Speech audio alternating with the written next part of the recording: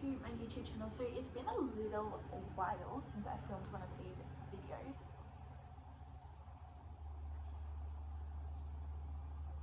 And the reason for that is because I sort of got pretty discouraged with the whole YouTube thing, and I was like, why am I even making these videos? I felt as though I wasn't really adding anything to the booktube space. I wasn't really doing anything different or revolutionary, and I was like, oh, why am I spending time doing this when I feel like a bunch of other people do it better than me already? But recently I've just been like, who cares? I'm just gonna do it anyway because it's fun, and may as well just have a fun time.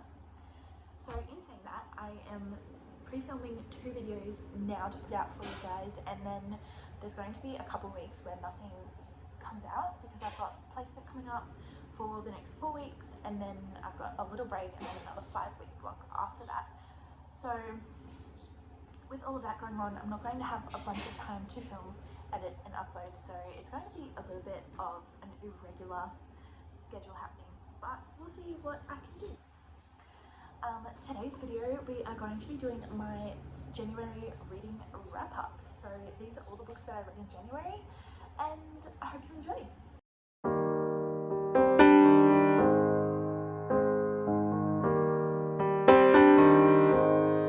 Okay, so I have read 12 books this month, and it's currently the 26th of January, so I've still got like 5 days left. So I'm pretty sure I'm going to finish 1 or 2 more books in those 5 days, but I'm not going to count them in the video because they're not done yet, and we'll just put them in next month's video. With that being said, let's start our review. The first book I read, which this is not in order of reading by the way, this is just all the books and how I picked them off the shelf.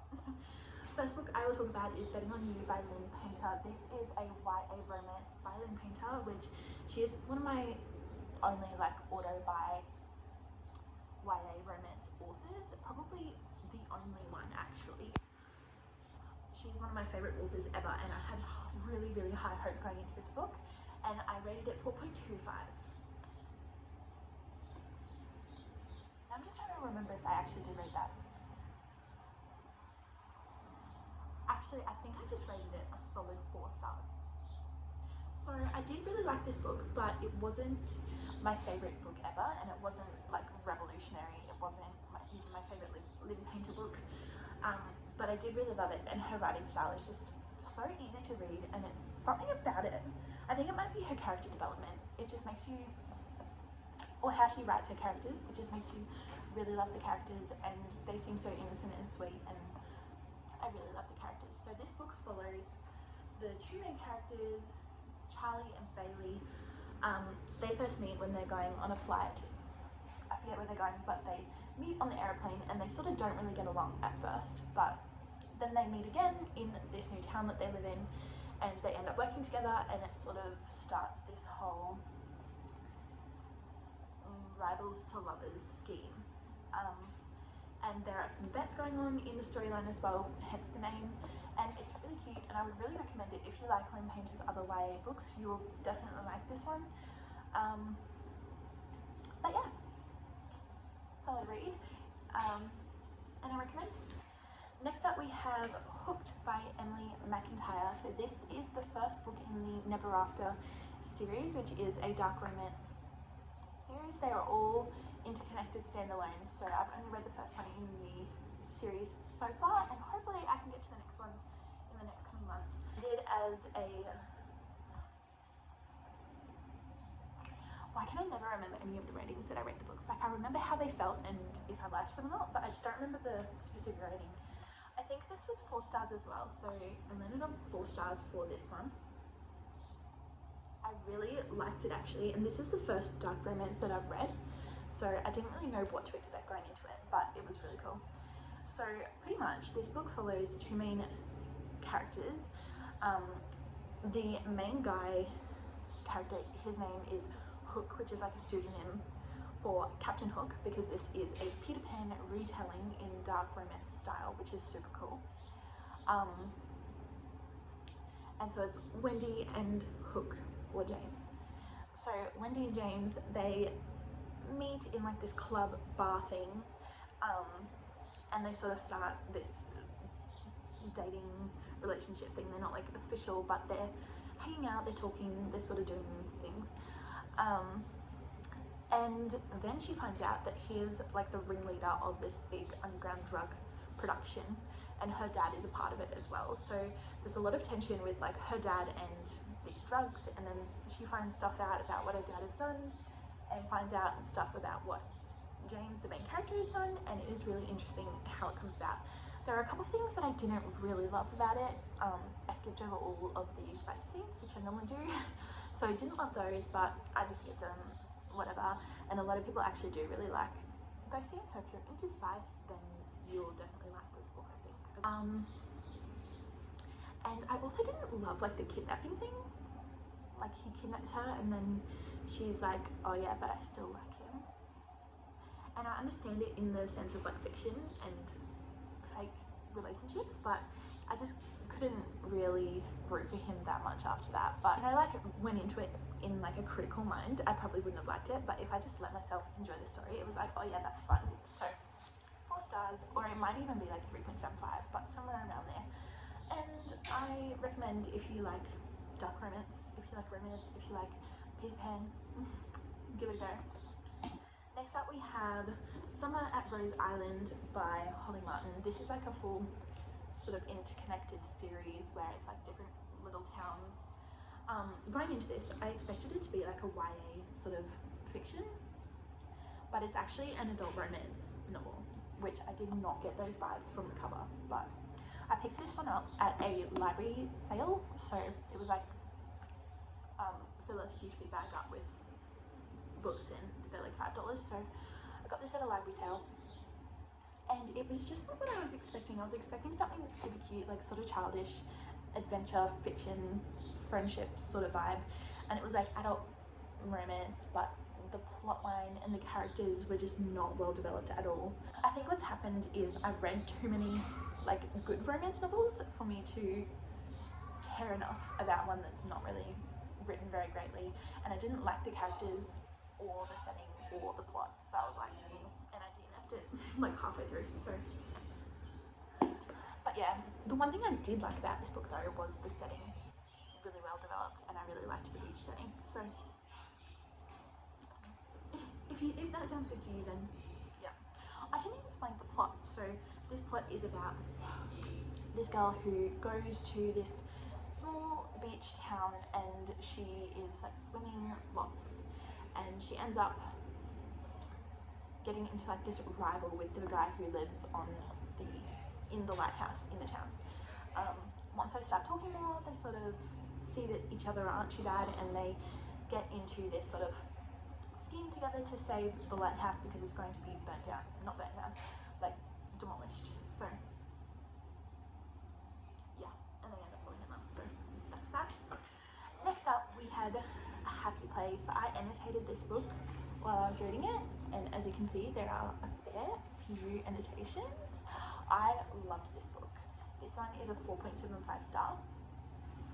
And when I first finished reading it, I did rate it a 5 star, but I took the rating down after I read this other book that was like 6 star, perfect, and I was like, I haven't thought about it that much since finishing it, but I loved it. So 4.75, so close to 5 stars. And honestly, if I sit with this one for a little bit longer, it probably is a 5 star. I'm just indecisive, I can't decide.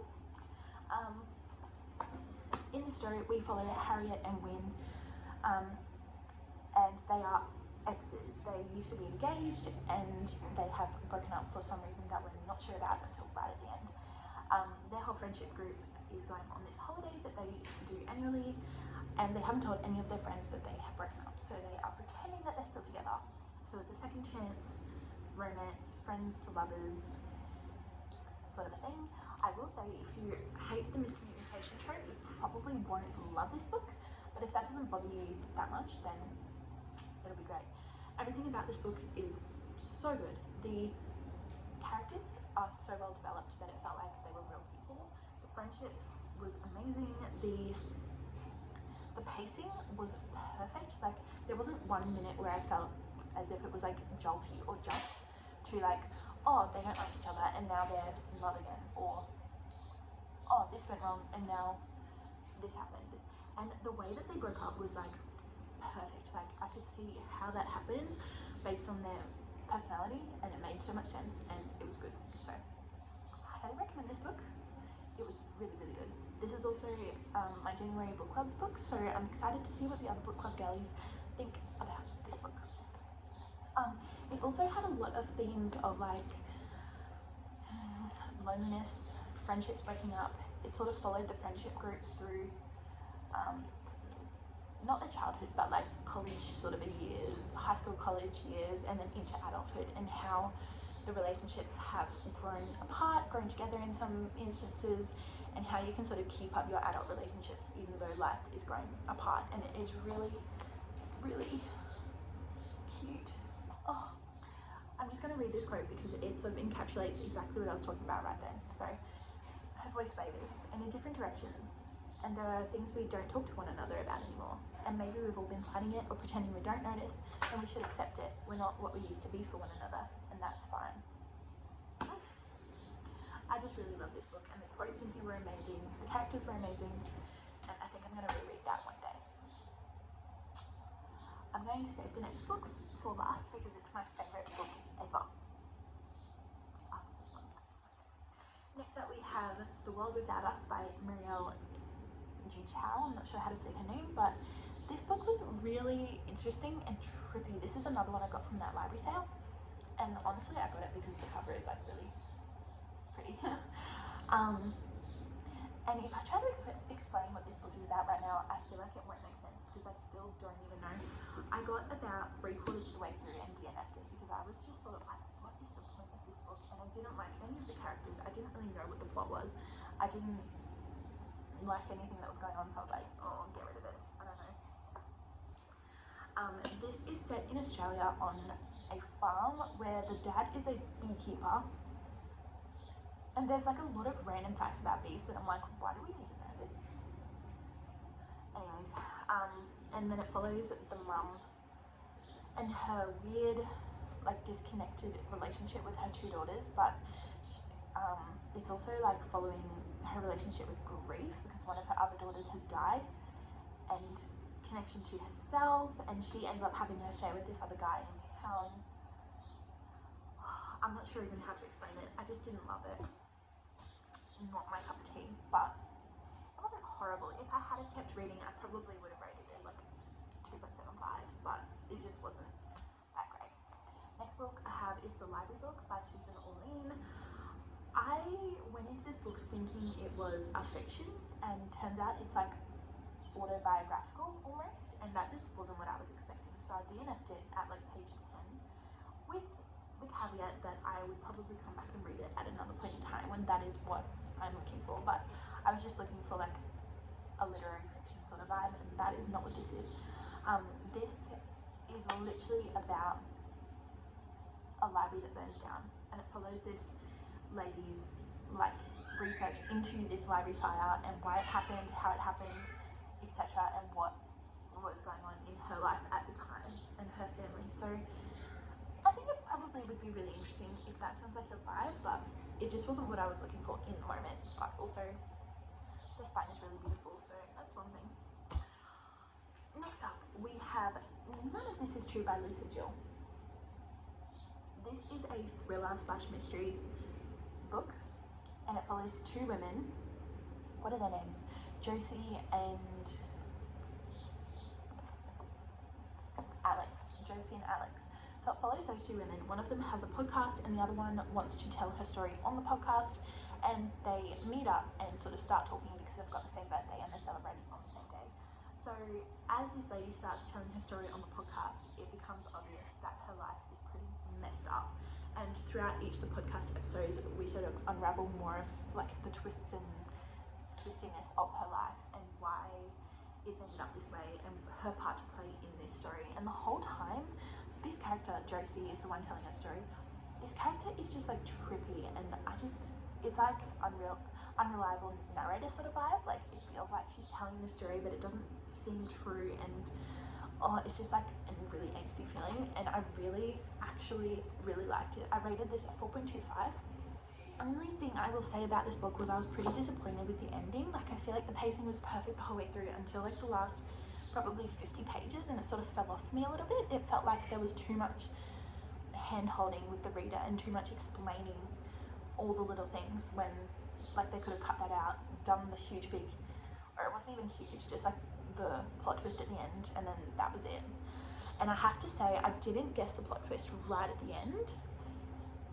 I guessed everything else except for the very last one, but what the plot twist was wasn't even that crazy. I was expecting something else, and I sort of hoped and I wished that it was what I wanted. But anyway, I still very much recommend this book. It's very good, and I haven't really liked a thriller in the last like year. The last thriller I liked was Verity, which I read in like end of 2022, so I haven't really liked any thrillers recently, and this one was really good. I really liked it, so highly recommend. Next up we have Kingdom of Ash by Sarah J. Maas. As you can see, this is huge. I read most of this in December and then just finished off the last little bit in January, so it's included in this one. I don't know what to say about this book because I really, really liked it, and obviously you need all of the backstory of the rest of the Throne of Glass series to sort of go into this book, so I won't really tell you what it's about because it's full spoilers for the whole series. But I rated it a 4 stars at the end, and I'm sort of disappointed with that because it's everyone's favourite book of the series and it's not mine. It felt like there was too much in it, but at the same time I understand why we needed all of this, because otherwise there would be so many plot holes or like things that didn't wrap up nicely, and everything is wrapped up really nicely, and we understand the whole wars, the whole systems, everyone's point of views. And I did really love this. I just have heard so many reviews of like, this book could have been 1,000 more pages and it would have been not enough for me, and I felt so sad finishing the whole series. But by the end of the book I sort of felt the opposite. I was like, oh, finally I'm finished, which is just really disappointing. But the series as a whole is a 5-star series for me, and my favourite book was Heir of Fire, so if you know, you know, that's a really good one. But yeah, that was Kingdom of Ash. It is really good, 4 stars, probably 4.5 if I'm being honest. Like, it was really, really good. I think I just went into it with too high of expectations, and they didn't quite get me, just because honestly I don't think I'm like a super long series person, and I read all of the books back to back, and I think I just got a bit burnt out. At the end I should have taken a bit of a break and then come back to this one when I wanted to get back in the world. And I think I would have liked it a whole lot more if I did that. I'm a bit disappointed with how this book is constructed though, because I was just reading it normally. I wasn't cracking the spine on purpose, but just to read it, the spine got cracked like 20 times, so that's a bit disappointing, but oh well. Next up we have One for My Enemy by Olivia Blake. I rated this one a 3 stars at the end, which I was a bit disappointed about with this one as well. I went into this book thinking it was a vampire tournament, and I'm not sure why I thought that. I think it must be a different book that I'm thinking of, because this is not that at all. It follows 2 rival witch families in a Romeo and Juliet retelling, so it has nothing to do with vampires. But in saying that, I really liked the concept. I think the pacing was just a bit off for me. The first like third felt really, really quick paced to the point where it was almost confusing, and then the last third felt really, really slow to the point where I was like, okay, I'm getting sick of this, can we wrap it up? But it was an interesting premise, and I really sort of liked the Romeo and Juliet retelling with like the fantasy twist, so if that sounds fun to you, give it a go. I think maybe Olivia Blake is just not the author for me, because I didn't really love Masters of Death either, so I'm not sure. I'm going to try the Atlas 6 and Alone With You in the Ether and see if it picks up, but I'm not sure. Next one we have Pack Up the Moon by Kristen Higgins. I actually listened to this one as an audiobook this month, and it was really cute. I gave it 3.75 stars. It follows this couple, what are their names? Josh and Lauren. Josh is the husband, Lauren is the wife, and Lauren has been diagnosed with terminal cancer where she's going to die in like the next year, and it's past present timeline with dual POV, where it follows Lauren in the past timeline in the months leading up to her death, and then Josh in the present timeline in the months following her death. So it's a really interesting read if you're interested in like death terminal illnesses, marriage, relationships, grief, and loss. And it's a very like real story. Like it feels like this could be an autobiography of someone's life and what happened to them. So that was really interesting, and I did like actually listening to it. I feel like if I was reading it, it would have been so heavy and hard to get through, but listening to it was really nice. So give it a go if that sounds interesting. Second last, we have Invincible Summers by Alice Adams. I love this book. I went into this not expecting to love it that much. I thought it would just be sort of a fun read, and I was a bit nervous picking it up, thinking it would be super slow and boring. I found this one in like a secondhand bookshop, and I got it just based on the cover, based on like how bright it was, and it was like a summer book, and it was only like $3. So I was like, okay, I'm gonna get that book and read it, based on nothing else but that. And I really loved it. It's 5 stars. This book follows 4 friends growing up. There's 2 girls and 2 boys. I don't remember their names, but it doesn't matter. It primarily follows one of the girls in this friendship group and one of the boys as like the side main character. And it follows them through 4 decades or 2 decades? 2 decades. So it follows them from when they're like 20 to 40, I think. Okay, so this follows 4 friends through 2 decades of their lives, and each chapter is sort of a new year, which is a really interesting concept because usually chapters don't jump that much between timelines, but it was interesting, and I thought the writing was like really good, which I was surprised by because normally random novels you pick up in secondhand stores where you haven't heard of the author or the book, it's like maybe there's a reason we haven't heard about it, but this one I really loved it. It had sort of this melancholy undertone to all of the writing, and it was sort of unsatisfying in a really satisfying way, which makes no sense, I understand, but I know what I'm talking about, so I hope someone else does as well. But yeah, this is a story of like love, friendship, loss, and the growing pains of life, and like it sort of compares all the friends together and how relationships are difficult but also really rewarding in the end for everyone involved, and how life can sort of change relationships, but if you put a lot of effort into them, then you can still hang on to them in a similar way as how they used to be. I'm not explaining this very well, but I really loved it, and I highly recommend you try this out. And the last book for the video, we just need a moment of silence because this book is so good. The Invisible Life of Addie LaRue. As you can see, I have a mark right here because I'm rereading it. I literally finished it last night and I'm rereading it. I'm on page 50. I'm rereading it so I can annotate it, as you can see, because there is so much in this book that I just want to remember and want to annotate. And I am probably going to do like a yearly reread of this book. It is so good. And I have ordered the special edition copy of this book to put on my bookshelf as well in like its own shrine display. It is how much I like it. And I haven't felt this way about a book since I read Twilight / the After series on Wattpad when I was like 12. So we know that this is serious. This book follows Addie LaRue through 300 years of her life. And you may be wondering, how can we follow a human for 300 years? Because we don't live that long. Addie does, because she makes a deal with death / the darkness. We're not really sure what he is, but we know that he encapsulates some sort of like shadow god form thing. So she makes a deal with him to live forever and become immortal, but the only caveat to that is that the darkness god has made it so that no one remembers who she is, and she can't leave any sort of mark on the world or any other person. So she can't write something down, she can't say her own name, she can't get a job or buy anything. So she's sort of condemned to this life of thievery and being no one and becoming like a ghost / a shadow herself.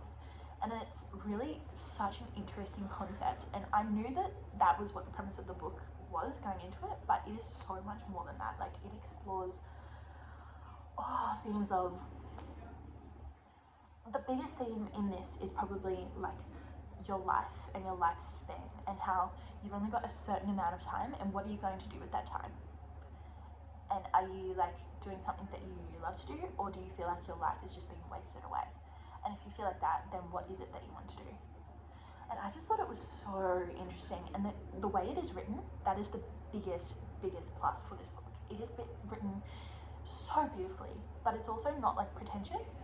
It's beautiful, metaphorical, but in a super easily read and followed way. It's not like overly done, like you read in some philosophy books where it's like 10 words in a row that you have to look up in the dictionary. It's not like that, but it's just so beautiful. And I highly recommend this to anyone who is listening. Please read this book if you haven't already. And if you have read it, read it again. That's what I'm doing. Oh, it is just so good. I love this so much. I don't even know if I've explained it very well, but I just hope that I've sold it to someone at least. So with that being said, that is our January reading wrap up. I hope that you have enjoyed this video. I enjoyed making it. I haven't made a video in months and it was really fun. So I probably should get back to a baby because she is getting annoyed with being with her father. Love you guys, and I hope that I can see you soon in another video.